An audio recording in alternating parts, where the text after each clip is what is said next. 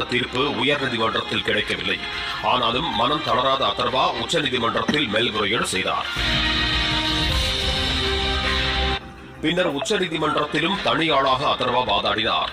வியந்து போன உச்சநீதிமன்ற நீதிபதி அரசியலமைப்பின் 142வது பிரிவின் கீழ் தனக்குள்ள அதிகாரங்களை பயன்படுத்தி பொருளாதார ரீதியாக நலிவடைந்த பிரிவைச் சேர்ந்த நீட் தேர்வு எழுதிய மாணவர்களுக்கு தற்காலிக MBBS சேர்க்கை வழங்குமாறு தேசிய மருத்துவ ஆணையத்திற்கும் மத்திய பிரதேச அரசுக்கும் உத்தரவிட்டார். அது மட்டுமல்லாமல் நீதிபதி மாணவர் அதர்வாவை வியந்து பாராட்டினார். மேலும் அதர்வாவின் தந்தை மனோஜ் சத்ருவேதி வழக்கறிஞர் என்பது குறிப்பிடத்தக்கது. இது குறித்து பேசிய மனோஜ் சத்ருவேதி, என் மகன் சட்டம் படிக்கவே இல்லை, ஆனால் அது குறித்தான தேடல் அவரிடம் இருந்தது. எவ்வளவு பேச வேண்டும், எப்போது அமைதியாக இருக்க வேண்டும் என்பதை கற்றுக்கொண்டான். உண்மையில் மனுக்களை ஸ்கேன் செய்து பதிவேற்றுவது எப்படி என்று அவன்தான் எனக்கு கற்றுக் கொடுத்தான் என்று பெருமையோடு தெரிவித்தார்.